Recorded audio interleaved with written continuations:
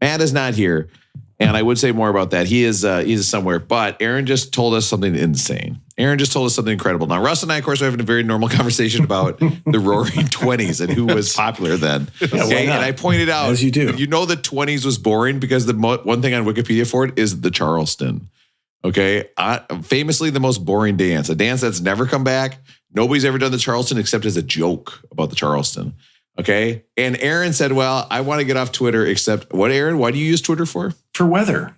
Because there's Daniel Swain, Weather West, when he posts a new blog about the long-term outlook for what's going on with precipitation in California, that's where I find it. Rob Maeda posts about what's going on with fire weather this weekend. It's a red flag warning this weekend. You know this stuff. This is where you find it. Keep doing this where I'm making fun of you and then you say it's for fires. Relative humidity is low. Winds are high, but it might be a marginal event because we've got, my God, it's not going to be as bad as some others. Can I tell you this? Around here, my uncle just ran in sweating. Around here, relative humidity, so high. They're some of the most humid people I know. If you had to bet $1 million, you think Aaron and I have ever used the same source for weather? Like ever? Like, has he ever used weather.com or not?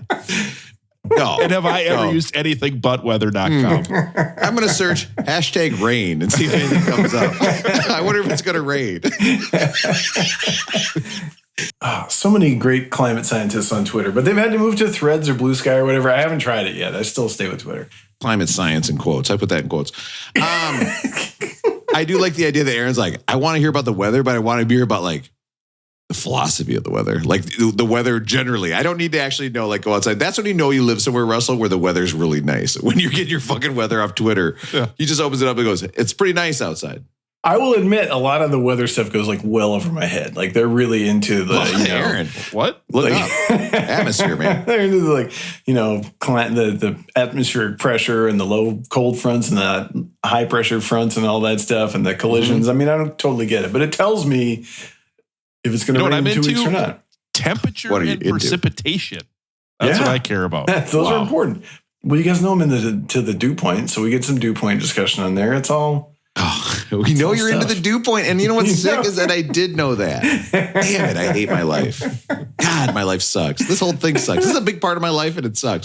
Speaking of your life sucking, Rob, congrats on waking up on time. I know tonight was one of your. It's so late I had to take a nap before the recording, but I just want to say congrats for waking up and not ruining it for all of us. In honor of Matt being here tonight, I did the watch alarm where I put on my watch and I got the alarm. And I got to say, I have been the last couple of nights putting on my watch to track my sleep. Okay, my nutrition guy's like, let's track your sleep. We're going to see not only how much sleep you get, but how much deep sleep, how much REM sleep. I highly recommend you don't ever do this. It has turned my life into a nightmare because I have always told myself I get 8 hours of sleep. I'm getting 8, maybe 8.5, 9 hours of sleep every night. Actual sleep, 6.5 hours. I wake up. When you wake up and you look at your watch and it says you've gotten 6.5 hours of sleep, your day is ruined. You are tired. You know you're screwed. It sucks. Don't do it. Some things are just better left untracked. Okay? It's true. It's better not to know. By the way, Aaron was talking about how most of the weather was over his head. I just want to do a quick shout out to somebody whose weather was not as far above his head, who passed away while we were on a break. And that, of course, is Dikembe Mutombo. Okay? Oh, yeah. The Scat Man? R.I.P. to Dikembe Mutombo, who is now asking in heaven who will sex Mutombo. So, my big guy up there, who will sex you indeed? Everyone listening at home is waving the finger with us, right? I'm sorry to my wife, who I shouldn't divulge this about her, but she texted me that morning and she said, out of the blue, she just said, now I'm thinking about all the people who will never get to sex Mutombo. Oh my God. This is how much her brain is broken from listening to this stupid podcast. Hey, it means nobody's going to get a come in the house of Mutombo again, huh? No, that's right. Get it, Rob? That's a joke. Listen. There's a joke right there. I got to say, of course, I think we can be mature and say this. I would love to watch my wife have sex with somebody. Sounds great. Okay. But I got to say, if I saw her have sex with Dikembe Mutombo, that might take me some time to recover from. Like, I would just have to think about that. Like, I'm looking at my wife, this woman I love. We got married. We made a commitment to each other. And now she's having sex with the Mutombo? I'd be like, what? This is a joke coming true in my life. Do you think afterwards he would lay down on the bed and like hold her up and like scream like when he upset the Supersonics in the playoffs that one year? The Sonics. Yeah, they ate over the one seed. They ate over the one seed. Yeah. That literally is like me meeting my wife was like the 8, getting over on a 1 seed. He peeks at you when you get out that extended lens, Rob. It's kind of going for the zoom in and he gives you the finger wag. We're all finger wagging for the people that are. It's a visual joke. Zoom. We're all a lot of finger wagging. I got it. Was there any wrist motion in his finger wag, or is it all finger? I think you there's can't some just wrist do motion. finger. I'm getting tired. Oh, my hand hurts so bad. I know it's I gotta put in the wrist. Oh, well, Rob, no, I don't know. I think the isolated finger is pretty good. When Aaron is moving just his finger like that, I hate it, but I also love it. Okay. Rob, you would have been able to see in person if you were over in the corner shooting threes while he was working the paint at your place, right? Yeah. Can you imagine if Mutombo was your doctor and you had to get your prostate checked? You'd be like, wow. I'm going to the guy. I'm going to the number one guy to check my prostate right now. He can line 2 people up and check their prostates at once.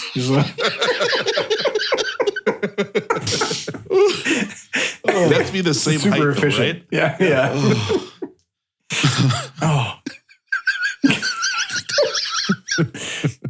I'm sorry to Dikembe Mutombo's family, whom I'm sure is listening. We might need to give Becton a better apology. Yeah. Oh no. Okay. Out there to the man who we definitely would want being our doctor if in fact we had trouble going to the bathroom, maintaining a steady stream. We went to see our doctor, Dr. M. Tumbo. We go in. He says, he takes out the biggest thing of Vaseline you've ever seen in your life. He has to have a gigantic amount of Vaseline on that finger. And sure enough, he checks your prostate and you are convinced that you've gone to the right place. Unfortunately, that place, God, this song is long as hell, isn't it? Unfortunately, that place is no more. Dikembe Mutombo, Mount Mutombo, we salute you. And all you've contributed to the beginning of this show, which I swear to God, it's a weeknight. I was trying to get this done early, and I've just done a 10-minute bit about Mount Mutombo checking my prostate. You never thought it could be done, but Rob did it. In 2020, 4 friends decided to listen to every one of the greatest 500 albums as decided by Rolling Stone magazine. This resulted in a text chain that celebrated music, excoriated the order, and led us to make this podcast. We are far from experts. We promise to do almost no research. All opinions are our own unless you disagree. Please sit back and enjoy. Beck did it better. We are all the way up to album. I put 2010. That can't be. Are we in the future? I think it's 210, right? In the year 2000. If we're at 2010, we went too far. Are we done? That's why Matt's not on. He's like, you guys, we're done. Yeah. Oh my In gosh. episode 2010, Matt makes a comment in the first 20 minutes of the episode. In the episode 2010. Can you, guys, Rolling Stones is going to do that too. They're going to be like, actually, we've added another 1,600 albums. So you're never going to be finished. Finally, I get to listen to Trout Mask Replica. And from 1991, question mark, it's Ray Charles with The Birth of Soul. 1991? Oh, what? Birth of Soul, great. What is this, a history of South Korea? Is this a shoe coffee table book? Oh my God. Oh my God. Aaron came over the top. You know what? I got anti-Mutombo'd. I got dunked on. Vince Carter. Have you gotten dunked on yet, Aaron, at basketball? No, fortunately, no one has dunked. I think there's 2 guys who can dunk, but they typically don't. Okay. I was in one game in Rochester where a guy was coming at me and I was like, that look he has in his eyes, it's very weird. I've never seen that before. And then I was like, oh, he's going to dunk on me. He's about to dunk. I was like, this is awesome. This is going to be the one time he's going to dunk. And I kind of stepped out of the way. Otherwise, I would have gotten dunked on. Because what can I do? I can't possibly stop somebody who's, I could jump and touch their belly button. That's not going to stop them. I was out with some St. Olaf graduates the other night, some people that went to college with us. And we were talking, and some of them said they really enjoyed when we relived Coach Kaz's win-loss record for what he did. So the fans like that. The fans. You know what's sad is that the majority of our podcast listeners do love us talking about our Division III basketball coach, how he did it. Can I do an alternate joke to my opener, by the way? Bring it.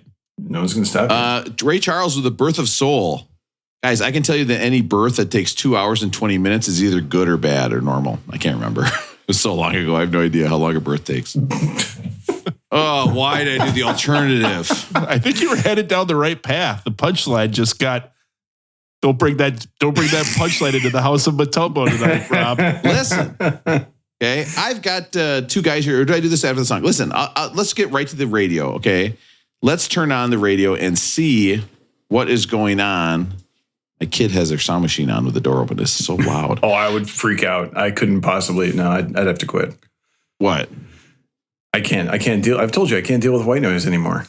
We don't have to get into it. It's not funny. I just can't. Aaron, that would unless, be, as you know, if it's the Miami sound machine, I can. Maybe. But Rhythm Motion. That's a lyric for their song. Come on, baby. Rhythm Motion. Rhythm Motion. Rhythm Motion. I'm more of a CNC sound machine guy. What's that, Russell? CNC sound machine. Oh, I'm sorry. Everybody sleep now. That's the Miami white noise machine. You know, my dad was in my uncle was in the Miami sound machine. You know what part he played? The Tiger Roar. Wow. That might have got me aroused. Yeah, it was really good. Yeah. There's no way that's the first time Rob's done that voice. No, he's practiced that for sure. Listen, let's turn on the radio. Okay, we are talking about Ray Charles, and wonder if K-Rob has a song that's similar. Okay, or maybe he picked a little bit of each song off this album. Okay, all 53 songs. Maybe I did a little mashup. Listeners are in for a treat. Yeah, it's a couple of gigabytes big, but I think it'll be fine. Let's turn on the radio and see what's on K-Rob, K-R-O-B. What's up, everybody? Welcome to K-Rob, K-R-O-B. You know, life is day after day a dull, gray void, but sometimes I wonder, what if I could pick someone else's life to live? Oh, yeah. Sometimes at night I start to fantasize. What if I could live someone's life? Whose life would I want to lead? If I got to pick, well, who would it be? That's why I say, yes, I pray to be Russell's nephew for a day. Oh, yes. Imagine Russell takes you to the store. He buys a rookie Giannis Antetokounmpo. Then he takes you to that wrestling show. Then you're both watching Cody Rhodes. That's why I say, yes, I pray to be Russell's nephew for a day.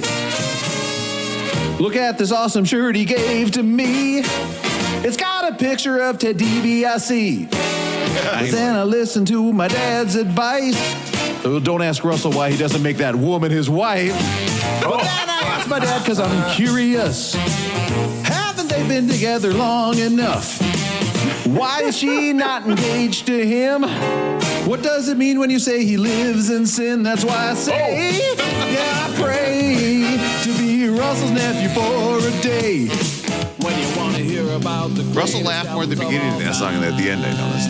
Got a little, took a sharp, unexpected turn. Wow, really. Actually, you guys will appreciate this. It was my one nephew, his birthday the other day, and I actually got him stuff and I shipped it. First time I've ever shipped anything. Second time I've ever shipped anything other than when I shipped those T-shirts to our top tiered fans. So wait, so you went to the store and shipped something. I went to a FedEx. Wow. And I walked up and I just put the stuff on there and the lady did all the work for me. It was amazing. Yeah, it's really nice, right?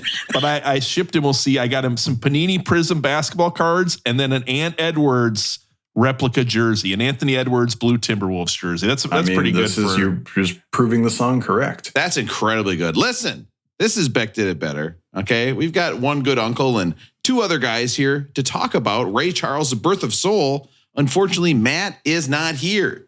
He's in the main part of the United States, which ironically is Maine, one of the least Maine parts. Okay. It's right there. I've got Russell in Minneapolis. Russell, how are you doing? Rob, tonight's like that night in Vegas. When I say stop, don't you move that peg. Oh, whoa. Jesus. And when I say go, just shake a leg. We're doing the mess around. Ooh, Tonight we're the around. podcast doing the mess around. One of the few songs that mentions barbecue. Okay, there should be more, honestly. Yeah, there's definitely not enough. Yeah. Don't say it, Rob. Don't say it. You can talk about your chips and their sour cream. Just the wrong kind of barbecue. Okay, whoa. I'm coming back. Is that the parody that failed tonight? There were quite a few parodies. You did a song about barbecue chips? Yeah, barbecue. Like, oh, I love barbecue. Barbecue chips is what he's talking about. The things that honestly taste the least like barbecue. Like if you only knew barbecue through barbecue chips and then you actually ate it like a Texas barbecue, you'd be bummed out. You'd be like, well, it's not nearly as salty and brown. Like barbecue just to me tastes brown. It does. I'm right. It doesn't it? It tastes brown. Barbecue chips? Chips? Yeah. I would have said like red, like a brick red. Okay, like Russell, brown, barbecue chips. brown What color do they taste like to you? Barbecue chips? Yeah. Where you been, Russell? I got nothing. I have no idea. How about this? Sour cream and onion, Russell. What color do they taste? Correct answer, green. Thank you. Yep. I think the answer is just whatever they come in a Pringles can, right? The can doesn't lie. Yeah, like think of it like if sour cream and onion Pringles can was orange, you would think they are orange. No, orange is original. We all know that. Orange is orange is cheese. That's cheese. Orange is cheese. Cheddar and yeah. Orange is cheese. Russell's right. My taste, flavor, color theory is true. It's just the Pringle color. Yeah, it's just the Pringles color. I was wondering. Boy, that's wild. If you could only have one flavor of chip the rest of your life, what are you picking? I know it's going to piss you off, Russell, but I'm going to say Cool Ranch. I got it written on my parody song list. Wow. Russell hates Cool Ranch. I love Cool Ranch. I think Cool Ranch is such a fun flavor. Love it. That's Aaron, true. what would you have? Just one kind of chip.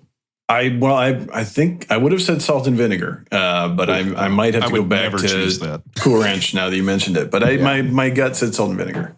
Salt and vinegar is great until you have about 3. Yeah. And you're like, God damn. I know. God damn, my lips are full of cracks. Like they're full of cracks you've never even thought until you had salt and vinegar chips. Aaron, you and I could get stranded on an island together and like they would drop us down 2 sets of snacks like once a year and we could divide them evenly. We would have no arguments. It'd be fine, right? Yeah. It'd be like, you take yours, I'll take mine. Yeah. Really? You think that's true? I think so. I think there'd be no overlap. Yeah, I think we're okay. Let's try it. Okay, it's a bag of popcorn with nutritional yeast on it. Who's taking that? That's me right here. Wow, Russell's right. I've got Aaron in California now. Aaron was telling me this actually. Aaron's wife at gmail.com just bought a new handbag and came home and showed it to Aaron. Now, of course, listen. This touching my wife's purse, one of the worst feelings of all time. Anytime she hands me a purse, I want to hold it for no more than 3 seconds. Okay. If to torture me, you could have me just hold my wife's purse. I hate doing it. And you know what I think it's from? I think growing up, I think all men have this. You would start digging around in your mom's purse and find tampons. And the realization would blast your brain like a million hot suns. And you'd be like, is this I hate Aaron's persons. funny intro? Oh, no, I got off track a little bit. Is this the joke one or the dirty one? So Aaron's, that is actually the clean one. Aaron's wife said, you might need to go see someone, Rob. Is this the surprise? This is my handbag, but it's not really my style per se. And I was like, well, it's pronounced purse. That's pretty funny. I don't know. I feel better. I feel like I got something off my chest. I think I relived some childhood trauma. That's good. Yeah, I'd say so. Rob, I didn't listen to this whole album. Is this where I can ask you to bend over and see you shake your tail feather? Or is that not? No, is not that quite. Different. Okay, did make this one? No, okay. Not quite. Okay, but if you know what, I wish there was a little more country and western on this. Where could I go to hear that? Listen, let's not mess around. Okay, let's not get distracted. Okay, let's get right into the voicemail. Oh, a voicemail. He's on the phone. Won't leave me alone. I was hoping that it would be like with Matt not here, that this would be a really short episode. And then I realized, no, nothing's going to change. It's not going to be any shorter than normal. It's hard to say who drives the length of the episodes. Like where could it come from? We're all looking for the guy. Okay. We're all trying to figure out who it is. The mystery.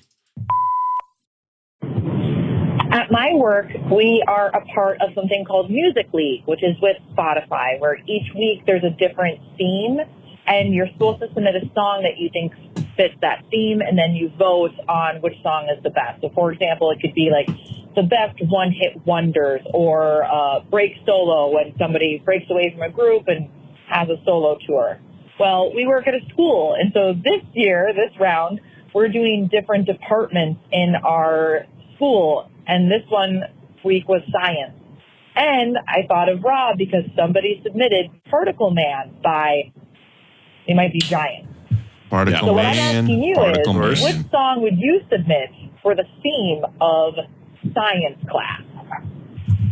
Wow. I did a music league this summer. I re-upped my Spotify so I could be part of a music league. I did not win. Can you explain what a music league is? I don't understand. I was very confused. So you're in a league with people. The week has a theme. When you submit your songs, you submit them blind. So everybody submits 2 songs. You don't know who submitted which song, and then you vote. You don't get to vote for your own song. You vote for the other songs to see which song sort of captured the vibe the best. And you can hand out your points. So then you vote blind, and then you see who ends up with the most points at the end of the. So it's like a fantasy league for picking music. Yeah, kind of, but it happens on a weekly basis, and you get to vote on your friends' submissions. It's kind of like one of those board games where people turn in answers, and you got to vote for the best answer that goes with the fun question or something like that. I think that's good. Do you think that it's possible that one week is going to be scary as spookiest songs? It's got to be a good chance. There's a good chance. I would dominate that one. Yeah, Aaron, is there ever a part though, like? It's got to be frustrating when you're the person who never gets votes on your song choices, right?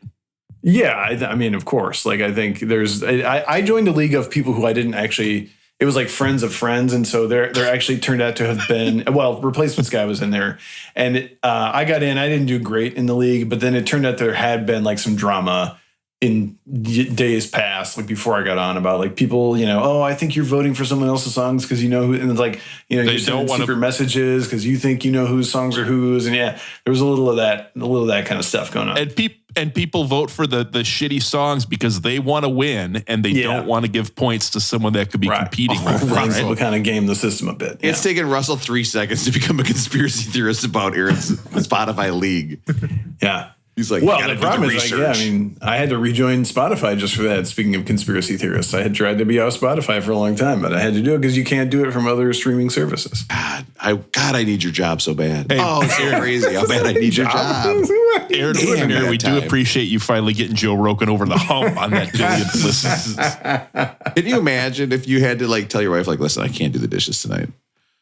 It is league night. I am doing Spotify league. I am trying to go through this music. I got to listen to all this music. I got to vote. You submit them asynchronously. It's like you submit them by Thursday, and then you have until Monday to score them, and then you submit again. So it's over the course of a week. It reminds me, last week's list, best songs about synchronicity. And everybody's like, God, I gotta put this in first. And so the caller was asking about the best, was it science class theme, Rob? Science class theme. Okay. And so what do you guys think about science? I will go last as the professional science teacher. Oh, wow. Because I've got lots of ideas. But Russell, what do you think? I think you guys will remember this one. This is one of my all-time favorites. This is from college. It's actually the song we used to play to get us hyped up for geophysics. It's the Galaxy song by Monty Python. And I'm gonna let it go for a little bit. Hard or tough. You know this one? People are stupid. I don't think so. But of course, with Monty Python, you always got to let it go. You feel that you've had quite, you know what I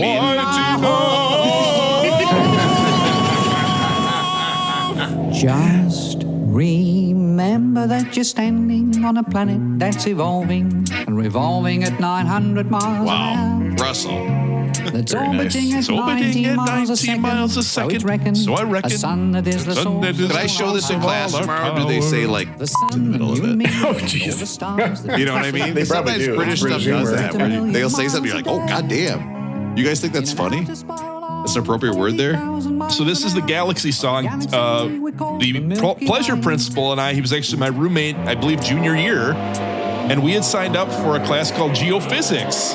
Yeah. And I believe it was because Rob had told us the year before this was the easiest science credit to get at St. Olaf College. That can't be true. I took that class pass-fail. I chose to take pass-fail because I heard it was so hard. We heard it was so easy. We took it, and it was the hardest class. We had a rock lab where you had to go memorize like 100 types of rocks. And the day before the midterm where you had to memorize the rocks, I was like, this is not my life. And I called my mom and said, I have to drop a class. It was the only class I ever dropped. I went to drop it, and the professor was the whiz, Bob Jacobel. Yeah, right. And I walked in to drop it, and he looked at me and he smiled. He said, "You're getting out, aren't you?" Oh, my God. You're getting out, aren't you? He holds up a rock and says, nice. Yeah. Pardon my quartz. Pardon my quartz. I remember Russell coming back to his room after that. A little extra pep in your step after dropping that. Oh, there's nothing so sweet as dropping class. God, that was a good feeling. I love dropping a class. When you finally give up on something and just let it go, it feels so good. It feels so good. Let it wash actually, over you. It's like Matt seeing this episode come out and know that he didn't have to stay up. He's like, oh yeah, this is the greatest feeling. And it's what's crazy is the pleasure principal, who was much smarter than I am, much more intelligent, a better student and everything. He, I think, actually ended up dropping it too. He did not make it through the semester, I don't think so. But Rob, you were in that class. You must have made it through. Well, I did because I had to take it to get my license, so I took it pass-fail. And it turns out I have a cousin who's in the same field as Bob Jacobel. And I said, I took a class from the guy, and she goes, oh my God, that guy's a real asshole. And I was like, oh, you do know him. That's crazy.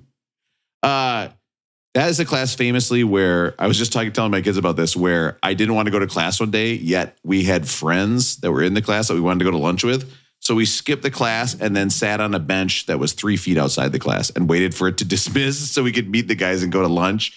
And I was in my head, I was like, well, you're a fucking idiot. This is the dumbest thing you could possibly do. And you're a dumb piece of shit. But I was just like, yeah, I'll keep doing this. Hey, Rob, will you So promise to bleep something out if I say it? Of course. Wink. This is going to have to be, though. Yeah, of course, Russell. I went on a date. Is make love to you. Oh, no. Russell, come on. Now, wait a minute. Before you finish the sentence. Yes. Come on. Do I have to bleep it out? I can already tell I'm not going to want to bleep it out so bad. Oh, I went on a date, Aaron, is how this story is starting. Can you imagine where this story is going to go? I mean, anywhere. The possibilities are endless. Oh, my it's going to be great. Oh, my Dare to be great. Okay. Let's I once went on a date with a lady. Hello, everybody. This is Rob from the future with some terrible, terrible news. I have been asked to edit out this very short story that was very, very funny. Okay. Russell's a gentleman. He does not want the story to be out there, but I am going to tell you it was one of the funniest things I ever heard. It was not long. It was only about a 5-second story, and it made me laugh very hard. So what I'm going to do is I'm going to put in our reaction. And this will be the great mystery of all time. This is up there with the pyramids, the Sphinx. Why do your balls turn different colors as you get older? It's one of those great mysteries of the world. I'm sorry I can't play it, but I did promise Russell, and fulfilling my promise as a friend and as a brand new member of the Promise Keepers, which I just joined. I haven't read a lot about it, but I think it's a good idea. So let's get back to the show and hear our reaction to probably one of the greatest stories of all time that none of you will ever, ever hear. Unless you send me a text over the back line, I can just tell you, and he'll never know. Wink. Okay, edit that part out. Siri, edit that part out.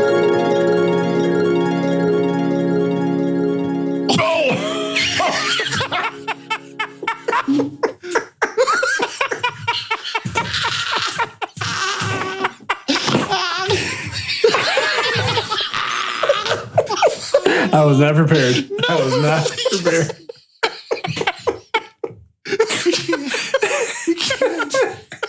We can't hit the high point of the podcast at episode 210. It can't be downhill. It's all downhill from here. It's never going to get any better. That's the greatest story I've ever heard in my life. I mean, that took a turn that was so sharp. And did you think of him during the act? Oh, we got to move on. I'm not saying anything more. Oh my God. Oh my God. do we carry on from here? Please. Can't. Yeah, I don't even know where I am. I mean, we're talking about songs like science class. Who cares anymore? Aaron, what song would you be submitting for the science class fantasy music league? I was thinking it has to be something from Dr. Funkenstein. So I actually had to look it up because I don't remember the discography perfectly. So it should either be Gamin' on Ya from the clones of Dr. Funkenstein, or Bop Gun, which is from Funkenteleki versus the Placebo Syndrome. So one of those. There's got to be, if you're going to do some science, you got to have Dr. Funkenstein involved. So. Okay, what was the song you wanted? Maybe Bop Gun or Gaming on You. Oh, Gaming on You. I put Gaming on You. I don't know what's going on. My typing, something seems to be wrong.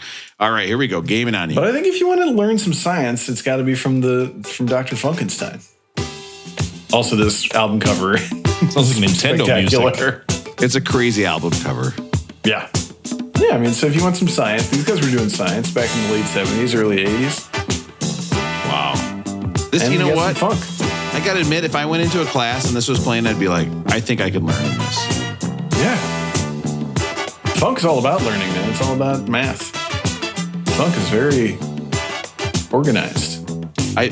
You know what? I should send you an episode of a podcast where we talk about the first funk songs. A lot of people like that, actually. Yeah. I'd love to check that out. Aaron, now why did you pick this for science again? You just wanted to pick some Parliament? No, because because one of the characters in Parliament was Dr. Funkenstein, so I feel like Dr. Funkenstein probably knew some science. But also, Parliament was always going to space, and they were talking about extraterrestrial beings and all that. That's all sciencey, so I'm going to go with some Parliament. Now, of course, you guys are incorrect. The answer, of course, is They Might Be Giants. Now, you might say, are you going to pick a song off of Here Comes Science? Are you going to do Particle Man, which you already heard about? Particle Man is not actually a good That's They Might Be by Giants far song. their most famous song, right? Real fans don't care for that song. They've heard it too many times, don't like it. Okay? So you could pick, for example, a song about evolution called My Brother the Ape. Okay? Or you could pick a song, Roy G. Biv, about the colors of the rainbow. But I'm going to actually go on an album, the same album as, I don't know what else you guys would know off this album, but from Apollo 13, probably nothing, where it's all about different mammals. The song called Mammals. What's a Squid and the Whale album cover? And it's a song all about what makes mammals a mammal. And then lists different mammals. Do you know every word to this song? Mammals, their names are called. They raise a paw, the bat, the cat, dolphin and dog, koala bear and hog. No, not really. All right, so that would be what I would pick. Is of course They Might Be Giants for the science. I always forget dolphins are mammals. Oh, Aaron. Are cryptids mammals? Oh my God, they have to be. Bigfoot. Do Bigfoots have nipples, Aaron? Is that what you're wondering? Is that what you're wondering? Guys, we got to get to rolling going. I got to talk about this. We'll have to see if our listener submits any of our songs, if she wins any points for them, right? Yeah. Right, yeah. Maybe she's trying to use us to get, she'd be thinking way ahead at this point because this isn't coming out till. Yeah. Oh, this week is Masturbating to Cryptids week. What song is going to win this one? Rolling going. Aaron, how's it rolling going with you? It's rolling going good. I had swordfish for dinner tonight. I don't think I've ever actually had swordfish. No. I was so excited. Please stop. Russell, do you hear what he's doing? What the hell is he talking about? You eat swordfish? No. What did you eat, Aaron? Say it again. Swordfish. Oh, come on. Come on, man. Sword. Aaron. How do you spell it? You're making it sound like it's shit. You're saying S word. You're like sword. Swordfish. Sword. Forget the W. Listen, the Wu-Tang says swords. Black Thought says swords. I'm going to say swords. I think it's got a W in there. That's how you should pronounce it. Can I say, when we released the Chuck Berry episode last week, there were some times where I was being mean to you. And anytime I listen to myself being mean to you, I feel terrible. Russell, am I being mean to Aaron, or am I losing my marbles? Is he saying sword? Is that weird? It's weird. Okay, thank you. Says that, thank you. Except for Wu-Tang and Black Thought. Go ahead, Aaron. Sorry. So what about? I was just really excited. I don't think I've ever actually had swordfish. Maybe at a restaurant, but we were out at the fish market today. Wallace and I went to go get some flowers for his mom, and then we stopped by the fish market and I said, would you have some fish for dinner? And he's not been great about, he's really picky. It's been hard to figure out what people eat, but he saw the sign that said swordfish and he was like, I think I would like to try swordfish. And I was like, let's do it, man. And I put that thing on the grill and you guys know, I think I've told you, mayonnaise is the key to good fish on the grill. Yes. So slather that thing with mayonnaise, coat it with some mayonnaise. I was very excited. It's kind of foolproof. Like it's really not hard to cook on the grill. Very easy. Super enjoyed it. So that was a nice thing. I think I want some swordfish around my house. I mean, right? Yeah, you should check it out. Sounds good. Does it come with like the long sharp nose or anything? Does it look? This is the worst piece. They're like, no. This is the best. We're getting you the best cut. It's just the nose. You're like, I don't think this is the best. That's a good question, Russell. I didn't see the nose at the fish shop. I don't think they're getting whole fish and breaking them down there. It's not that serious. My God, I had a problem with that where I peed in the Amazon and I got one of those whole fish. You know what I mean? What? Oh God, even the thought of this makes me ill. All right, we can move on. Go ahead, Aaron. Sorry. I had a week of COVID last week, and I'm pretty sure I'm almost certain. So I went out for trivia last week. I felt fine, and then I woke up in the morning and I've had COVID. And then one of my trivia partners got COVID. So I do need to give Becton a better apology. I think this is the first time I've actually transmitted the disease to someone else. Wow. And I want to apologize to Don. Don missed the school field trip this week. Oh, it's very sad. You did Don a favor. I went on the field trip. Beck does it better podcast. Yeah, I was healed up. Went back. At least we've progressed enough to where Aaron can admit it. Like 4 years ago, if he admitted it, he would have been the scoundrel of all scoundrels. Yeah, I'm owning up to it. So, but I have been sleeping on the couch, which is going fine for the most part. And yeah, it's fine. It's fine. It's fine. You know what I should say too? I think you do feel guilty with COVID because I transmitted to a person once. I had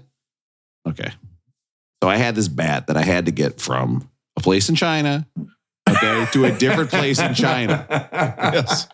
The floor was incredibly wet. Oh, all right. I could not believe how wet this place where I was buying food was. It was insane. I trip, my bat falls into a pangolin. It's crazy. No way. It's crazy. I told people to wear a mask when they ride that Peloton. It has been an extraordinarily long time since we chatted. I feel like I don't have a lot of exciting stuff going on in my life other than eating swordfish, and you guys have been doing exciting things. So I would love to hear how it's going with Russell. Rolling going. Things are going good. I actually was on a scouting trip. We do a Vegas trip together every January, but I was in Vegas. Wow. Last week for a work trip. So I went to Vegas. So Rob, cue the music. You gotta have something Vegas-y, don't you? Oh, well, I've got. I do actually. There was some Elvis. You got any Rage Against the Machine on there? Yeah, I've got. Yeah, this is perfect. Yeah. So I go to Vegas. An interesting thing was going on down there. See if you guys would be excited about this. I was down there for the implosion of the Tropicana. Wow. They were imploding one of the old casinos that they were blowing up. They don't do that very often on the Strip, but implosion. There. It was at 2:30 in the morning on Tuesday night. The question is, would you guys have stayed up to go see the implosion of the Tropicana? I can sit here and say that I would have, but I know that by the time 1 a.m. hits in Las Vegas, I'm looking around like, does anyone else want to go to bed? Because I want to go to bed. To me, if you're not gambling because you're going to see some damn implosion, get out of Vegas. Okay? I'll tell you again, Aaron, I think this is another scam by Aaron to try to get me to go do something in Vegas. Oh, let's go to the hike. Let's go see the implosion. I'm sports gambling and then regular gambling. Those are the two things I'm doing. So the answer is no, Russell. You are a gambling warrior. It's true. Oh, I gambled till about 2 a.m. And then, you know what? Vegas is so damn big, though. Like, when you think it'll be easy to just walk out and watch it. That's not the way Vegas works, right? Like, you got to walking a block in Vegas takes you 25 minutes, right? So, yeah. And you can't just see any part of the sky. They got buildings in the way. So I ended up watching it from my room on the 46th floor, and I could kind of see it, but I was blocked by a building. But they actually lit off fireworks for about 10, 15 minutes before the implosion. And then you could kind of hear the vibrations of the implosion. But that's all people were talking about for the whole time leading up to that night was the implosion of the Tropicana. Now, Russell, big deal. More importantly than the implosion, how did you do gambling? Did you clean up or what? Okay. Rob, The first few nights I lost a little money. The third night I came roaring back strong. And actually I was playing at a table. Decent guys at the table, they were losing a little bit. And it got down to one-on-one. And I don't know about you guys. Do you like going one-on-one with the dealer? Because this time the dealer went one-on-one with the great one. Russell. And I took it to the dealer. I was getting in that run of, win big hand, put a little tip out on the next hand, win it again, keep the tips going. Yeah. There's nothing better than when you got the tips going like on every hand, right? Oh my God, Russell. You're feeling good, you're rolling, you're sharing, Russell, you're getting fucking hype for Vegas. Yes, let's go. So then I'm killing it, and I have a new dealer comes in, he sits down, and we got a good rapport going. Dealer's name, Beck. What? Yes. Beck is the dealer's name. I went one-on-one with a dealer named Beck in Vegas, and guess who won? I won. Oh, yes. Russell, how big did you put that first bet when you noticed his name was Beck? Were you like, this is... I went big immediately, and I was like, I'll win it all and lose it all with this guy, and I'll be happy. But I did have to do like the sneaky. I think I sent you guys a picture where I just stand up and like step away from the how table. Did you take a photo without getting thrown out of there? I took it. I had to get it. Right? Listen, that's like... Yeah, I mean, you had to. I was impressed. That's like me. I was going through my Vegas photos to find some picture I wanted to send you guys, and all I had were pictures of us at the urinals. Like everybody on the trip at the urinal next to me, I had a picture of them. Wait. Now, what are these? Rob, you say that as that we were in there posing for photos at the urinals. These are sneaky photos that Rob takes while we're trying to go pee at the urinal. Listen, you know my weakness. My weakness is We call them the Chucks. Chuck Berries. I had it full of Chuck Berry. You know me. I love taking sneaky toilet pictures. I've been doing it with everybody I love in my life. It's a normal thing, okay? I recommend everybody. Appreciate it. I'm unbelievable. Russell, great job crushing in Vegas. So I took it to Vegas. Roll and go on, Rob. How's it going with you? I am getting hyped for Vegas. I'll tell you that right now. I had one more question for you guys. Sitting there with one of the dealers. This was not Beck. This was another dealer, and he was great. I tipped him a lot of money. He was a great dealer, super fun. He was fist pounding me every time I would bet for him and win. We had a good rapport. At one point, he looks at me, and we're having fun. He goes, "How old are you?" And I was like, "Oh, God damn. This is not never like a good question, right?" Yeah, where are you going with this? And so I tell him, and he looks at me and smiles. He goes, "Do you dye your hair like that?" He wanted to know if I dyed my hair. What? Wow. And then I thought, like, what is he? If I were to say yes, what would that? I don't even know what that means. Like, right, I'm what? purposely dyeing my hair bright white. Russell, how do you describe your hair for those of you that don't know what you look like? I think it's like old man white hair. It's the grayest of gray hair, and as far as I can remember, it has always been the grayest of gray hair, right, Russell? Like it's like what? No, it was red. I would say it was red. I would say the last 10 years, it's been 8 to 10 years, it's been the whitest of white. It's hair. like the greatest. It's like the greatest, most gorgeous head of gray hair in the entire world. Like Russell has the greatest gray. My gray hair coming in is like scraggly and old and like looks weak. Russell's looks like he should be on like Mount Olympus. Like it's awesome gray hair. True, Russell has great hair. But I got to admit, if I found out somebody dyed it like that, I'd be like, "What the fuck are you doing? You cannot be dyeing your hair that gray. That's crazy." The only thing I can think is my eyebrows are still dark. So maybe he looks at my face and he thinks he must be dyeing his hair. But I was like, I don't know how to take that. Maybe that means he thinks I'm younger than my hair looks, and I'll take that as a compliment. I didn't know how to take it. I think that's it. If anybody is over the age of 12 and they're asking you how old you are, red flags immediately. Alarms have to go off. He might be, he's either a weirdo or he's trying to Mutombo you later, Russell, in your hotel room. So you got to be careful. Oh, God. Well, nobody goes into the house of Mutombo in Vegas. Rob, roll and go. How's it going with you? Listen, okay. I went to South Africa. Okay. Had a good time. That's far. Have you recovered? Yeah, actually I did, because it turns out having a plane with a bed seat, having a bed on a plane is awesome. People, how was it? Wow. People getting on, you know what? Maybe this has to be a little bit of a flight tonight, I think for sure. It's time for guys. What else would it be, right? You took a flight with a bed on it. I took 16 hours to fly from South Africa to Atlanta. I slept for 10 hours. Wow. Deep sleep. According to your watch? Or Oh, God. Don't remind me. My watch today is just going to be like, kill yourself. Now, it was unbelievable. I had braised rib once again. I am unbeaten. You guys know my special superpower. I have never picked the wrong meal on the airplane. I picked the right meal on the airplane 100% of the time. I got the braised short rib, but the best part of flying business class is when you're sitting in this pod. And guys, it really is like a spaceship pod. It's a door I can close all the way. It looks awesome. People passing by and the stuff they say, not to me, because I dare not make eye contact with any of these idiots getting back on the back of a 16-hour flight. Ridiculous. But they say, they're like, oh, that's awesome. That seat's awesome. And I'm just sitting in there watching some cartoon. Just canceling headphones. And guess what? Every time I flew, I got to go to the lounge. So I'd go right from the lounges to the bed on the plane. I don't think I can ever go back to regular flying. It's going to be really hard for me. I want to remind you that this is the guy who made a whole song about my expensive chair. This is the life he's living. Oh, I can't go back, guys. I can't fly anything but first class now. I think I might be a first class only guy. Rob, can I ask, when you're going on one of these fancy flights, is the bathroom still like a regular like do you have to go from your fancy pod to like a regular tight little bathroom? Yeah, and I did. And you know what I had to do that for? It's because they gave out pajamas on the flight. Oh. They had pajamas that you could change into. Now, of course, you can change in your little pod? Well, no, because the pod is only, okay. Now you're making the pod sound bad because the pod only goes up like 4 feet.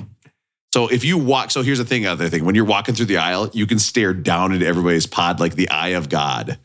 Oh, yeah. That's a little weird. Well, pretty great. Huh? Yeah, pretty perverted. Hey, is it weird if I watch everybody sleep? Dang, I hit that button. It's cool how I can see you from up here, but touch your toes down there. You look like you're in a deep sleep. I bet your watch is telling you you're getting some great deep sleep tonight. Oh, I'm just waiting for the bathroom. I'm just watching you sleep while I wait to go to the bathroom. Now, I have to say, when they handed out pajamas, though, Russell, how would you interpret this? They were giving out pajamas, and they go, "Do you want any pajamas?" They said it like that. "Do you want any pajamas?" That's the way that they're worried it's not going to. And I said, "What size do you have?" And they go, and they said, "Just small, medium, and large." And I was like, "Okay, I get it." So you didn't take. I haven't worn a large since 4th grade. Large. Oh, sure. Okay. Anyway, guys, I can't tell you enough how much it helped. I literally came back, a 6-hour time difference. I came back, no jet lag whatsoever. It was unbelievable. It was awesome. I have to say, if I was on a plane and I had to relieve myself because I wasn't feeling good from eating the braised short rib or whatever Rob got, and I was waiting in line for like 5 minutes because some first class fuck was putting on airplane pajamas, I would be pissed. It did suck when it was just like, it was kind of a disappointment. It was just a regular bathroom. You're just like, oh, this still, like the scary toilet flush. Like you're like, God damn, what's going on there? Loudest toilet flush of all time. It's like, how else are you going to get those chemtrails out there? So crazy. Speaking of loud flushes. So you'd do it again. You would do the Delta 1 or whatever it's called again, huh, right? I would, except I did calculate how long I have to teach to pay for the flight. And it just made me feel like I was like, all 16 tons and what another day older and deeper in It's exactly how I felt. I was like, God damn. I owe my soul to the Delta bed. It's honestly as close as I've gotten to understanding what it would be like to have an addiction. Because I was like, well, I can't afford this and I need it more than anything. I think the craps table might have something to say about Aaron, that. You got me thinking about how I've been watching TikToks of just a guy playing bubble craps. I've watched like 20 minutes of it at a time. I'm like, craps. Let's go. Let's talk about the album. Speaking of loud flushes and crap, let's continue the podcast. Getting on my flight, and a person in my industry, I know him well. He's also based out of Minnesota, so often we're coming home from conferences. We'll be on the same flight or whatever.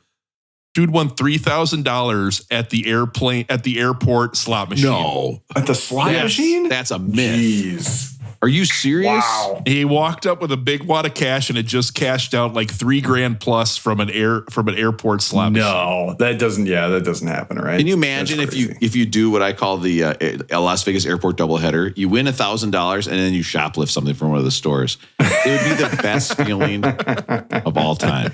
Can't beat it, guys. We are talking. Absolutely can't beat it. We are talking about and then you dine and dash at one of those gentlemen's clubs, Rob. That's a triple crown. Okay, I got to tell you one thing about this powerlifting meet that I was at. Okay, please. This town in South Africa I was at was invented basically because they could put a strip club there. And it wasn't technically in South Africa, so it was some weird laws that got around. So I was sitting right before, this story's stupid. I shouldn't even tell it, but I was sitting before the meet and the only doctor in the whole place who's in charge of any powerlifter who gets hurt. Here's me talking about, this town was just invented because they have a strip club here. And the guy looks at me and he's so pissed because he's obviously from this town. And he goes, it's not a strip club. It's a nude review bar. And I was like, I go, okay. And I was like, fuck. If this weight folds me and my knee bends the wrong way, this guy's going to do jack shit for me. He's so mad at me for thinking his town has a strip club. Okay. You're looking for a medical opinion and he's giving you a nude review. It's not. That's a real smaller than I thought, sir. That's a real strip club guy is what they're like. Actually a nude review. The story has a plot. Okay. It's like, okay, yeah, I'm sure. Would you guys ever now, Aaron, now that I have to say, if you wanted to go to one of those topless shows in Vegas, that I would think about. You would not. And you're not going to catch me. I'm not going to do that. That'd be kind of like watching porno together, right? Though, if we were just we paid to look at topless women, that would be weird, right? Yeah. I've been to one of like where they're doing like the kick lines and all. What is like I've been to one of those. They're fun.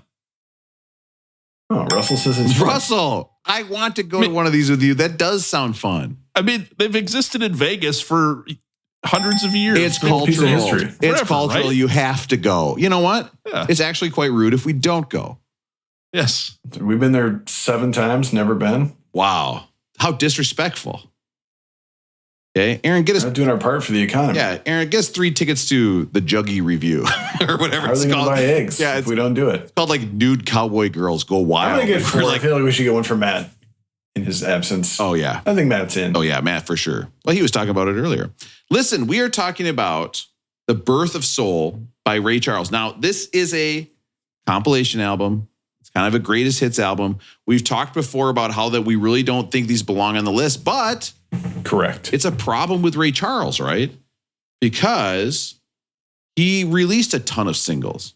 He released, like back then, they didn't have these big albums. So how are you going to collect these songs?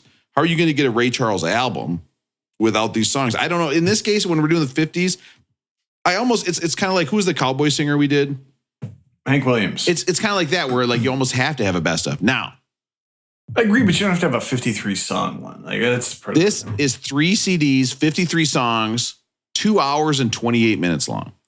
It is abusive. We will not be listening to every song. I put it here and I started to go through them and I was like, since when have on the podcast we claimed we're going to listen to every song? That's nobody cares. And if you're a Ray Charles completist, this has a place on your shelf. I don't, that's cool. But on the list, I don't know. And I actually think this is an all-time vibe album. If you just put this on shuffle and had it on a Saturday while you're putzing around the house, I think this is a great album. The songs are fun. They're short.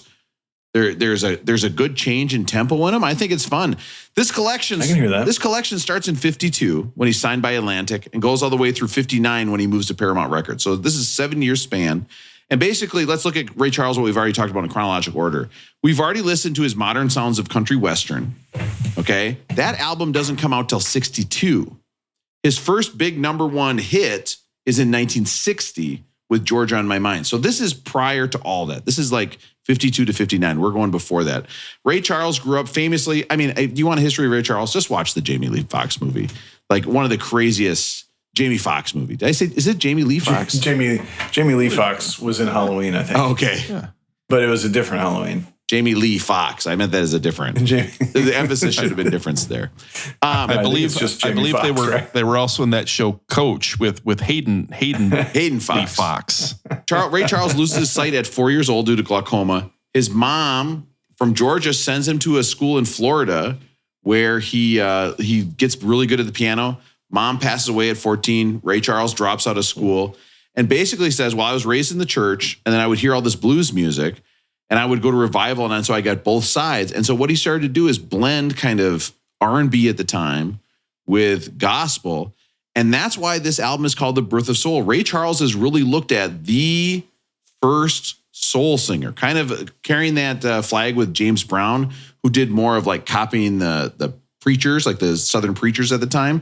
But Ray Charles is copying the music. And you can hear that evolve as this list goes on. And I'm going to show you a couple of examples of him taking stuff from gospel, mixing it with R&B and creating soul, which I thought was a really cool part of this album.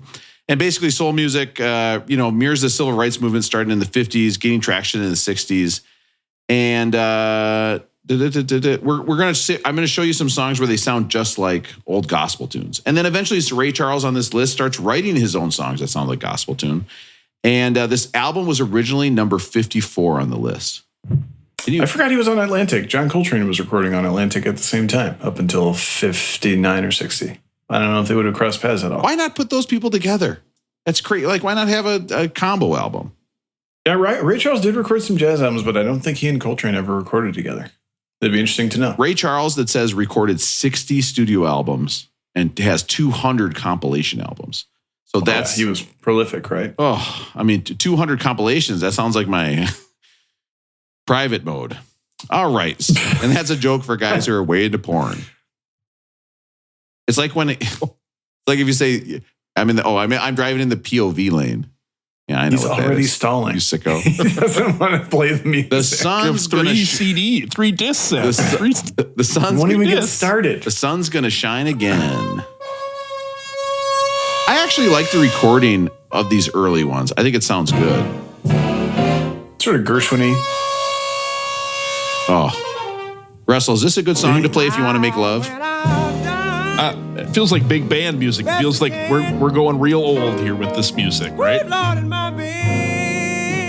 Yeah, you're right. Sort of throwback to like Charles Brown and folks like that. You could see a granny making out to this for sure, and that's the last time I'm going to say that. Okay, not going to bring it up. Never again. Certainly not. Oh, so good. I love it. Jumping in the morning. So we're going to jump ahead to jump. I'm not going to say jumping ahead from now on, but it's what we're doing. Jumping in the morning.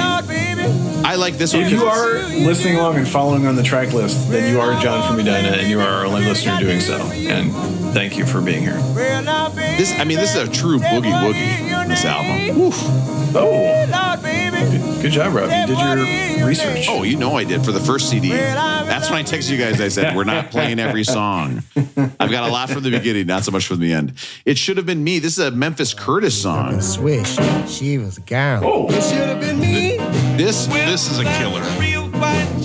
It should have been me. This is on the same sessions as Mess Around. So imagine you're at the studio. You hear Ray Charles record Mess Around in this song. Oh, so good. Yeah, this is jumping juke joint stuff. Who's the other vocalist? Theater I passed. I spotted a It's okay, we don't know. I have no idea. That's okay. We promise to do no research. Losing Hand. Never that. I gamble on your love, baby. You guys. Oh, yeah. He sounds so young here. And gotta lose. What year was he born?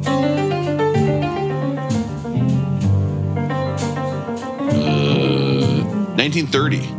I gamble on your love. So even Russell, So he's wasn't in in his the 20s 1920s. Crazy. That's how boring the 20s were. They didn't even have Ray Charles. He probably wasn't even there to hear those kids selling those papes. Look at me. Some papes. I'm the king of New York. Isn't that the Newsies? That's going to be about the 20s, right? Oh, my God. Russell's breaking out Newsies. You guys never fail to shock me. Heartbreaker. The only reason I picked this song is that this is by a guy named Ahmet Erdogan, who I saw on Wikipedia was a Turkish songwriter. And I was like, well, that's strange that he'd be singing some Turkish guy's song. He was the engineer for Atlantic. Yeah, he owned Atlantic Records. Right. So picture this. You're Ray Charles. You're working at Atlantic. The guy who owns it comes down and goes, listen, I wrote this song.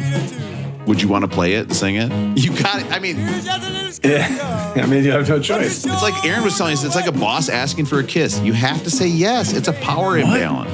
That's not a thing that has happened in my life. Wasn't it him and his brother? Was it just Ahmet, or was there another Erdogan? I think just Ahmet, and then he would rewrite his name different things for songwriting purposes. Oh, got it. Okay. Aaron, this is me, Bruce Springsteen. Huh? Strap your hands to my engines. Give me a little smooch. Little girl. And don't go to my HR section, which is also my horn section. Rob, can you go back to Losing Hand quick? Losing Hand? Sure, I could do that. I don't know if it's this one. I'm probably picking the wrong sound bites or something, but I heard a little... Is there Jimi Hendrix taking any influence from Ray Charles on. I thought this one sounded like Jimi Hendrix to me a little bit, but this is maybe not. I mean, the right Jimmy time. played in an R&B band when he got started, right? He played in Curtis Knight and the Squires. They probably performed on the same circuits. I mean, a little bit later for Jimmy, but yeah. Maybe it's just the guitar or in this song. Yeah, I hear the blues guitar. No, I think you're right, Russell. I mean, they would have played they probably played some of the same clubs in the South. Now we have, brilliant, by the way, Russell. I totally agree with you. Now we have another Ahmet song, Mess Around. Mess Around. Made famous from Planes, Trains, and Automobiles, of course. This song is a crusher. This is not coming from, I have been, They're doing the mess around. this is like my hair thing. I have had probably 15 people in my life say, you know what celebrity you look like? And I'm like, I know what they're going to say. And they say John It's Candy. Ray Charles every time. It's Ray Charles. They're blind as fuck. But it's John Candy. But you know what? Like, there are these songs, and I've talked about this before. There are these songs that just feel like John Candy movie songs, right? Like where you can just see him like doing the little dancing in the kitchen and that type of thing.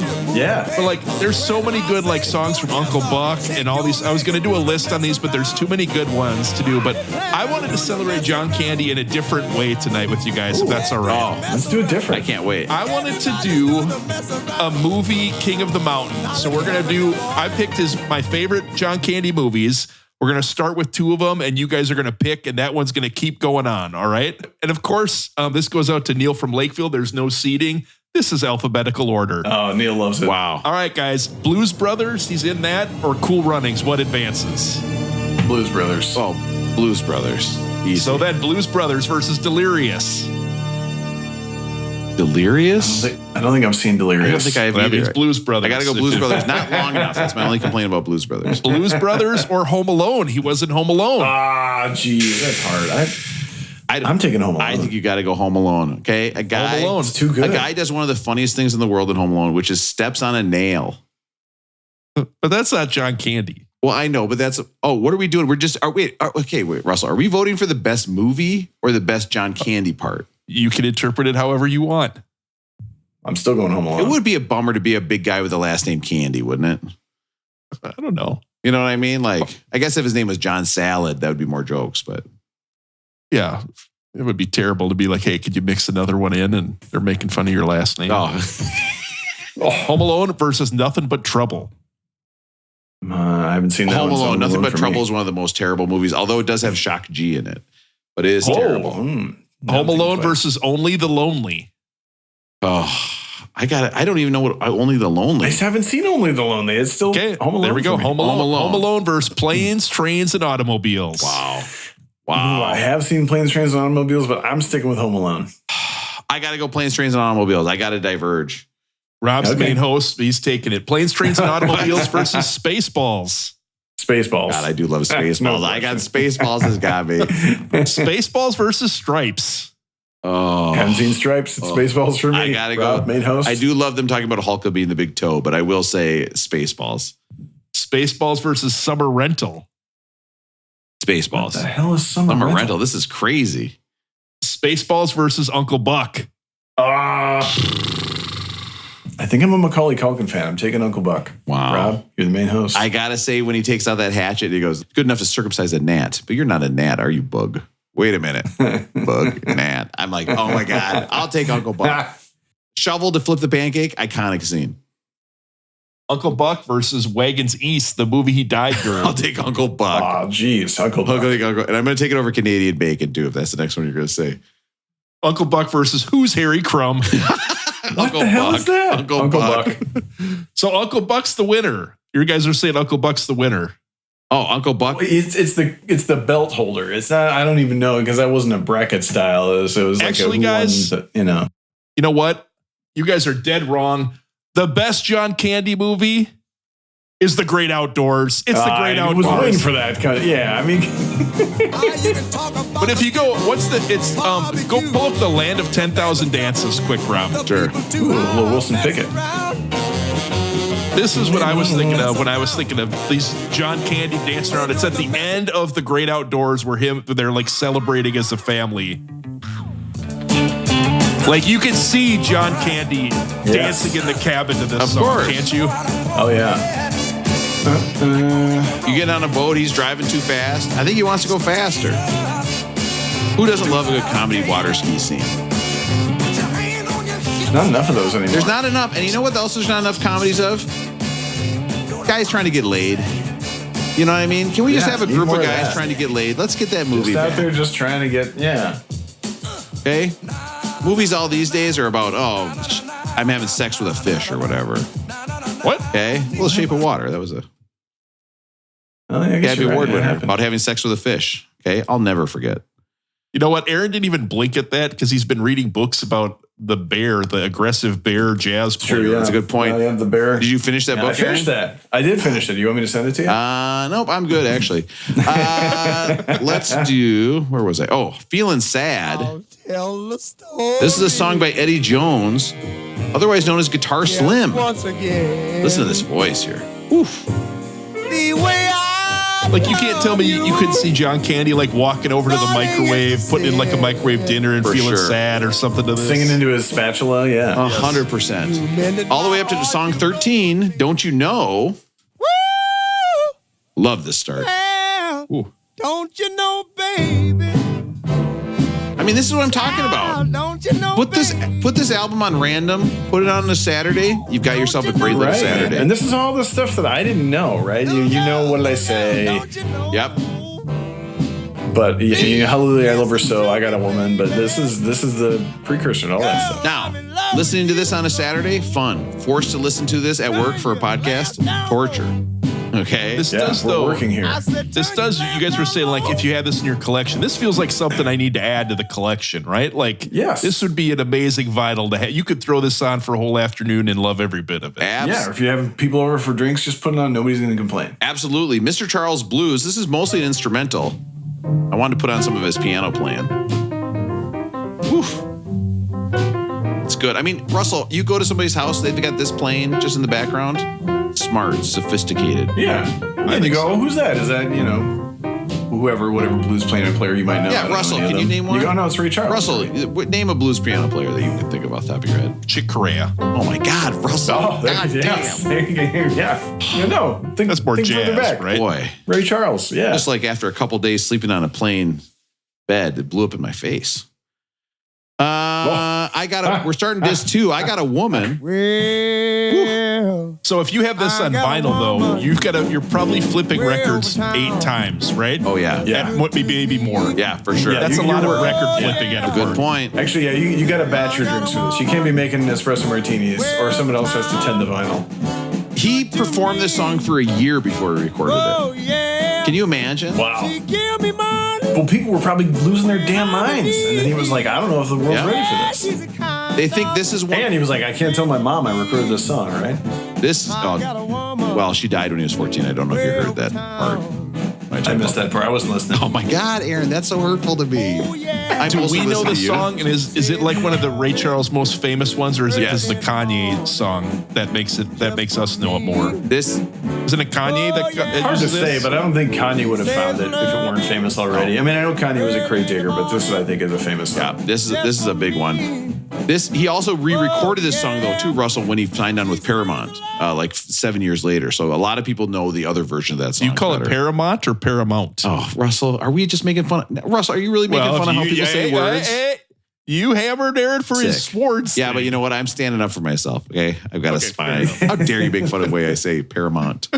Okay, very fancy. Next up, Greenbacks. I love this. I reached in my pocket. I love creepy Ray Charles voice. That was Yeah, I like the little chatter. Look at it. Greenback. He shows her a $5 bill and then breaks into this song. Just a little piece of If I gave one of my kids a $5 bill, they'd be so pissed at me. They'd be like, "What is this?" What do I do with this? My kid today came to me and said, "I need $30 cash." I said, "For what?" She goes, "Swimming gifts for the seniors." She said, I was like, flowing, you're on the right track. "This kid's buying drugs. Look here, Dad. This kid's buying drugs and running a scam on me, right? It has to be what's going on." Doesn't that sound like a lie you tell your parents? It's for the senior gifts. Speaking of asking for money, let's see what you guys think of this. I'm at the blackjack table, and this guy that is like a client of ours, so I know him, not very well, but I know he works with us. So I've maybe met him once or twice. Sits down, he's playing, and he sits down with like the 25, but he's playing one hand, if that makes, he's like not really right. Like, here's my $25. If I win, I'll keep going. He had like an extra $5 or something. He had a little bit of money. He needs like a $5 chip to like double his bet or something like that. And he looks at me and I'm like, yeah, no problem or whatever. Give it to him, he loses. Then he looks at me and goes, hey, borrow me $25 so I can play another hand. Whoa. And I look, do you borrow the person the money or not? Russell. You try not to if you can help it, but if it gets awkward, I don't know what you do. You have to, right? Eesh. Like you can't. I felt like I had to. I did it. So I borrowed him the $25 and he's going to lose it, right? Yeah, there's no way he's winning. Yeah, and you you're might as well getting it just back. handed it right to the dealer. So I give him the $25, loses, and looks at me again. He goes, "Give me another. Let me have another $25." Come on, no, Russell. This guy has self-respect. Russell. At this point, I just say, "No, I'm done. I'm done." I laid the law down and said no more. You did? Whoa, dude. Yeah, I said Come on, I mean, like, you gave him There's two cash hands. machines all over. I'm not just giving you money. That's messed up. Russell setting boundaries. I love it. I could never, Russell. Yeah. That guy would be able to soak me. That's what? How old was this guy? Oh, probably 50s. What? I thought you were going to say like 18. That's a crazy thing to ask. Table mate for money one after another? That's crazy. I would feel bad asking one of you guys for 25, and I've chased you around naked. I'm around a lot of objects. Rooms, check. Buses, check. I've done it all. Comeback Baby. This was released as a B-side to I Got a Woman. The song come back, baby. was also done by Aretha Franklin on Lady Soul. A little bit faster tempo. Oh, really? Yeah. I don't remember that. Do you think, now let me ask you, Fool for You, 21, very horny song. Incredibly horny. He was a horny guy. Do you think he was like Daredevil horny? Where because he didn't have his vision, like when he busted, it felt so much better? Oh, God. What? I'm asking. You know what I mean? Like he has heightened other senses. He has heightened orgasm sense. Possible. You'd be like, God, that felt good. What is that terrible smell?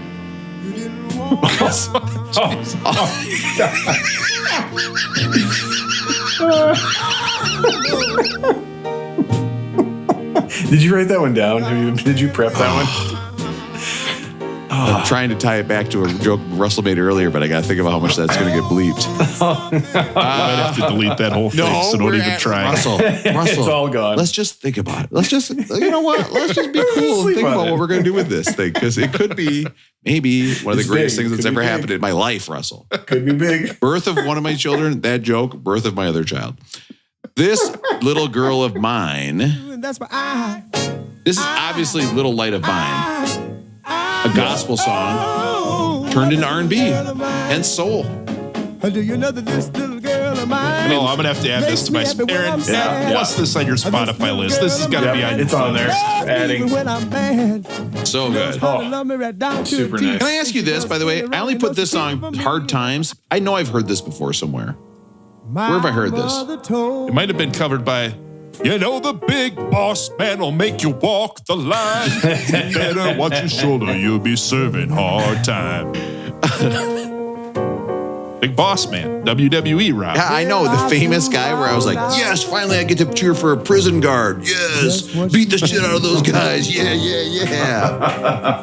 Everyone loves cheering for the cops. I was always, though, the big boss man on the WWF arcade game, because just hitting somebody with that club, I was like, God damn, that's so satisfying. Okay, now, Nintendo 64 version, Doink the Clown. I was always Doink the Clown. Because we're Doink? Oh, yeah. He had a hammer. I was watching that Vince McMahon thing on Netflix. There's about a 3-second shot of Doink, and it made my whole week because I was like, well, there's Doink the Clown in a real thing I'm watching. Yes. Drowned in My Own Tears. This is his Was this on the country one too? third number one single. I think he re-recorded it for that. I think you're right. Okay. This caused him to recruit a singing group called the Raylettes, which is a bunch of women that he sang with. And guess what he occasionally did with some of the Raylettes? You'll never guess. Touch them without their permission. I didn't know it was without the permission because I know he had an affair with one. But Aaron, yeah, I don't know if it was. I think it was like of the time. It's me, Bruce Springsteen. I'm supposed to go have some meeting now with somebody. Aaron, what are you talking about? I'm the boss.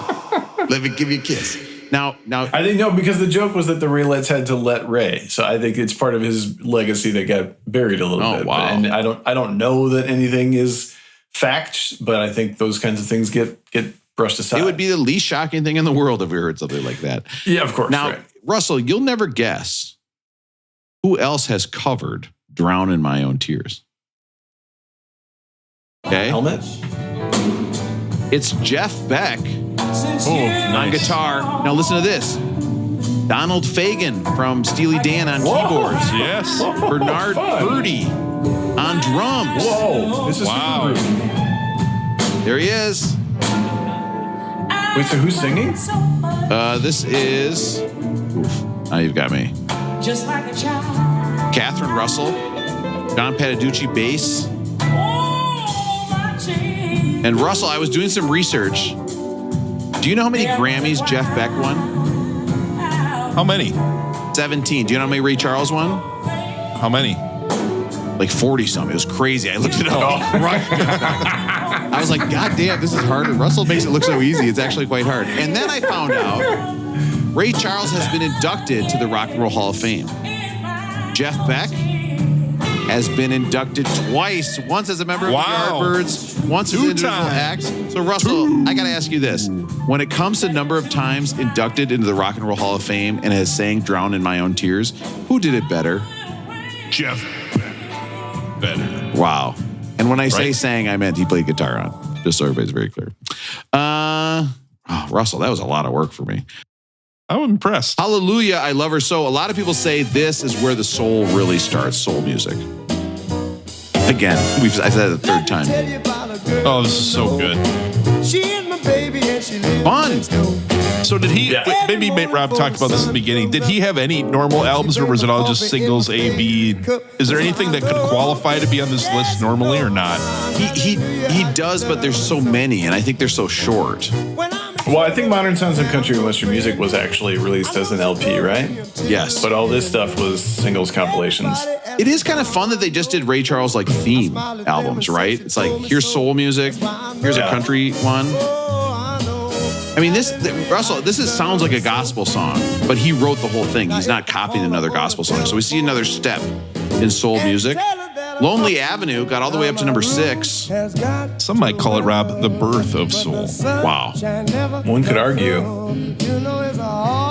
That reminds me of when I saw the Spanish sun being born. Yes, nailed it. Soul.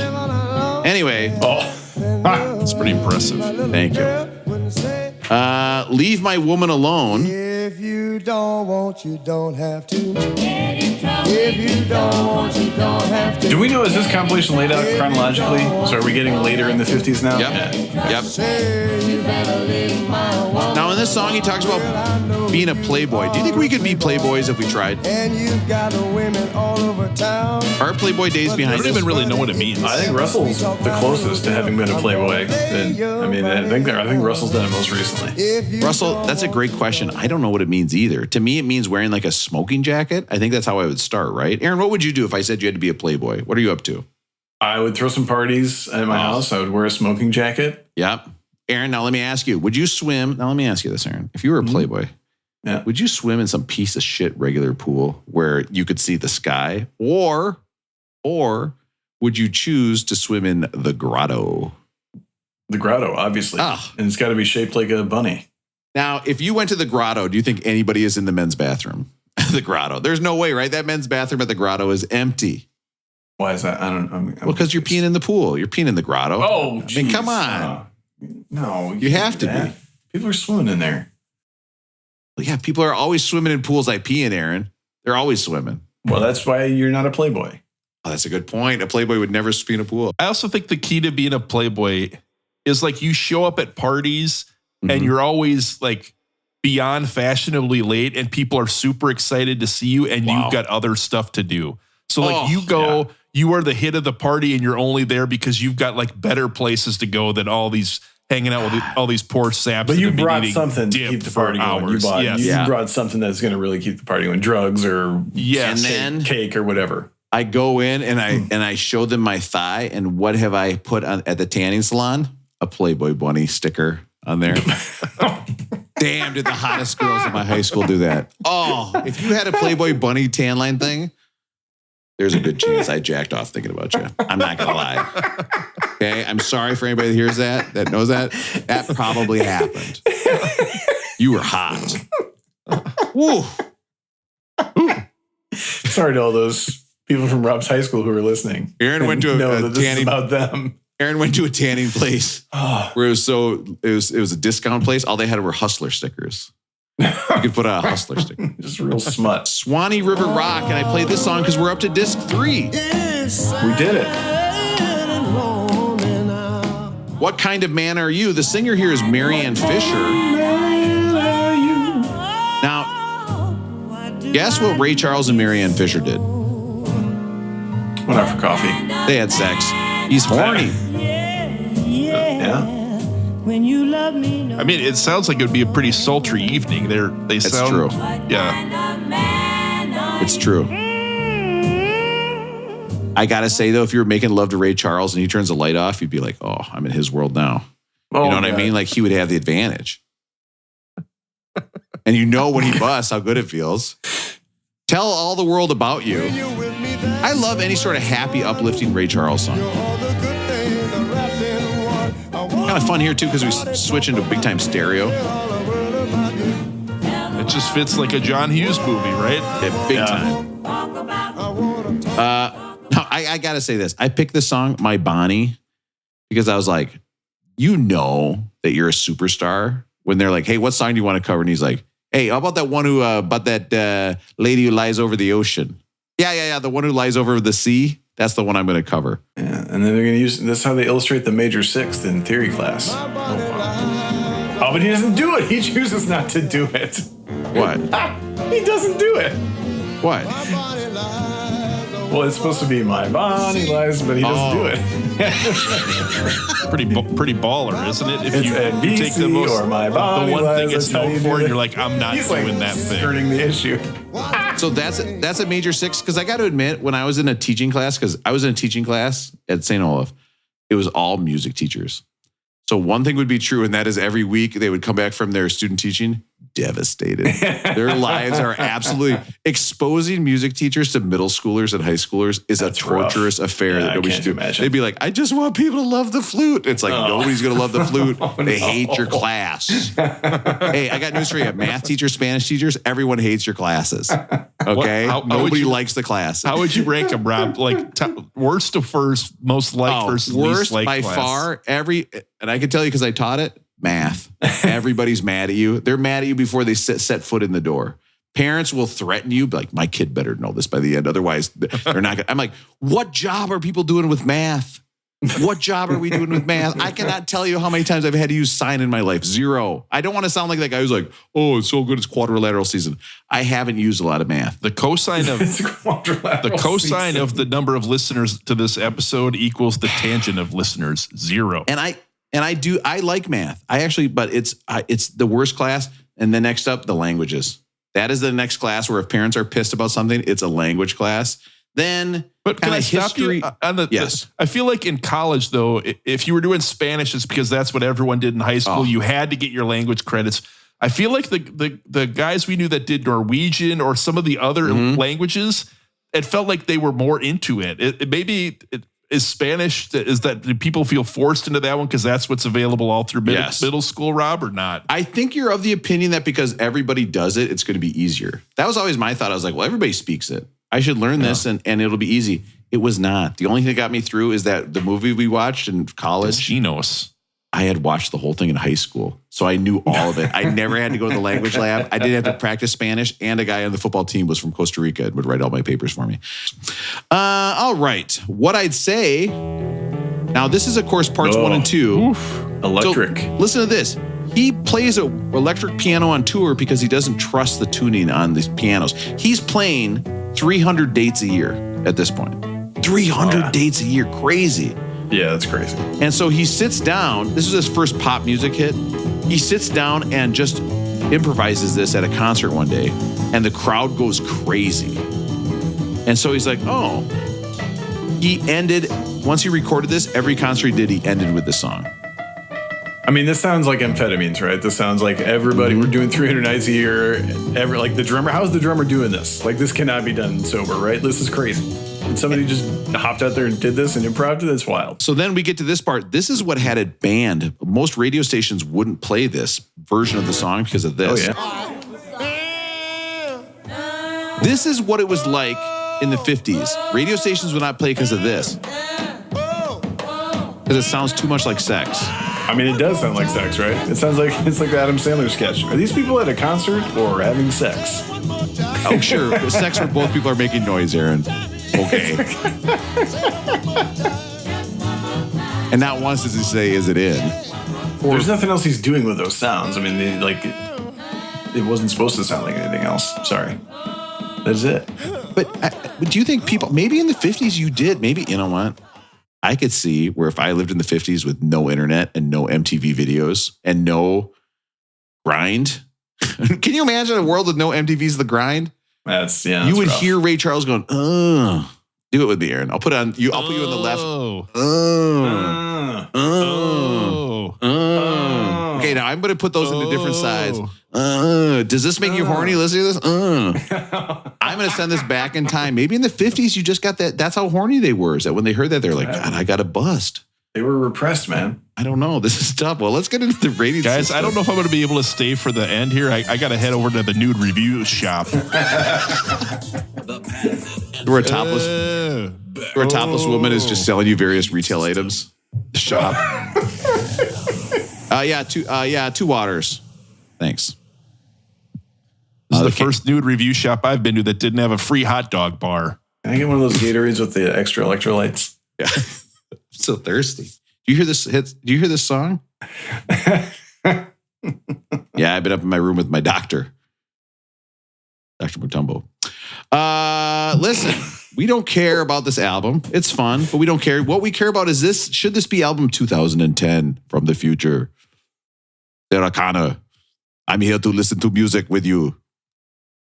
In the Sarah year Connor. 2000. Sarah Connor, I've come back in time to tell you that you need to not do the podcast with your friends. It actually affects your health really badly. You're up too late, way too much. Honestly, you could just text the jokes to the guys and they get it. Do you think if I texted the text chain and just said, Mutombo was my doctor and he checked my prostate, I think I would get just as good a response. Yeah, but you're not there in person to hear it. Rob, I know Matt couldn't do it tonight, and you were pretty insistent on making it happen because we were going to have another extended break. We got people out of town and whatever. I'm thinking about the foot freaks out there. And a part of me thinks that there was one or two people that were not happy that we had a replay last week, and I feel like that hit you right in the guts. Right in the hearts. You know what? I 1,000% disagree. I thought that Chuck Berry, because you said this is a funny episode. I listened to it back. It was so fucking funny. It was really funny. Now, it wasn't the highlight of my life, which is a joke that Russell told earlier that may or may not be in the podcast, but it was a good episode. Who would have thought an episode about toilet cams, we could make that work? It was crazy. Yeah, you did it. Improbably. Against all odds. You pulled it off. I just want to remind you, it was in a barbecue restaurant.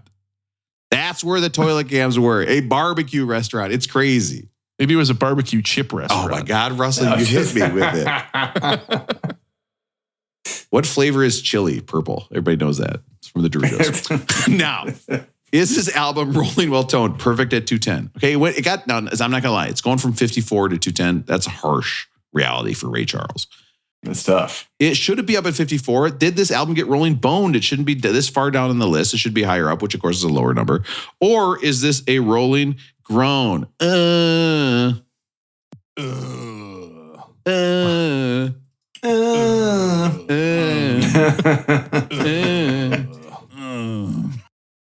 God.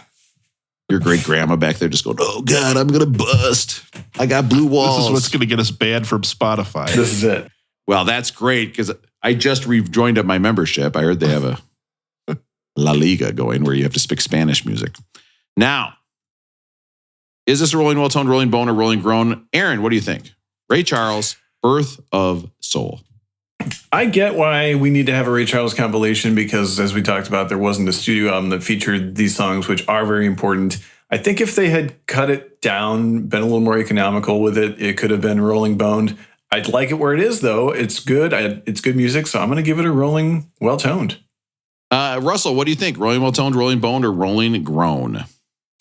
I would love to own this on vinyl. I've been thinking about expanding my vinyl collection, trying to get more of some of the albums we listened to. I would love to own this and have part of this be in my collection to put this on all the time, but it has no business being on this list. I'm out on the compilations. You bring that into the House of Matumbo, I say, get that shit out of here. Rolling Grown. So good. Unfortunately, you guys are incorrect. Okay, so you guys are doing the finger to me. Our little stubby fingers are not nearly as impressive when we do it. It's true. When we do it, it just looks sad. Nobody's do I hold my hand closer? My middle knuckle goes almost like halfway up. It's not like my finger is very far extended. Put your finger toward the camera more, and then it looks like it's really long. Then you have the big Motumbo finger. That looks like we're doing something very. This show is so dumb. This album, okay. This album gets a rolling. Give me a second here. And this better. This gets a rolling. Don't turn the lights on. Mess around. Yeah. Oh. This album is fun. You cannot listen to this and not think a song about barbecue is fun. Dude, the mess around. It's great. It's a great time. Now, it's fun. There should be fun. I want to do the mess around, which Aaron told me earlier is just hand stuff over pants. So, anyway. Old school. Next up, next week, we have Joy Division. Speaking of math class, Joy Long Division. Hey, this extra song's a remainder. And the album is called Unknown Pleasures, which I assume is hands in the pants stuff. When you want to hear about the greatest albums of all time, but you're just too lazy to look it up online. If you want to hear folk guys, you gotta do it. And then they get off track. I've got the perfect podcast for you, Jack. Beck did it better. I mean, the one thing I didn't tell you guys when I had to get rid of that class, I did tell them I was down there to deep drop that class. Oh. We got to keep it in. He's taunting you, Rob. He's taunting you. Getting out. You're getting out, huh?